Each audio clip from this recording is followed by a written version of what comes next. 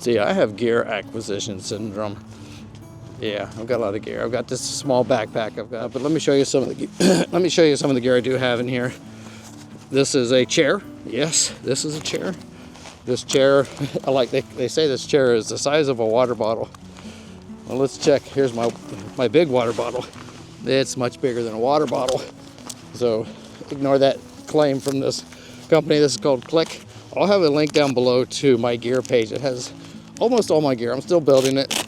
Everything I put on there, I am using or have used, or I've got maybe the older model of that. So everything I've got there is my gear. They're all Amazon affiliate links. Gotta get most of the legs out. The one in the back has 2 clicks. Make sure you get them both all the way out. The bottom has a single click. Make sure you got that all the way out. Make sure the bottoms are locked in. And now you have a chair that you can sit in when you're taking photography, or you're in a spot where you need to sit and wait for a few minutes. Very comfortable chair. You can lean back in it. Got a little bit of back support.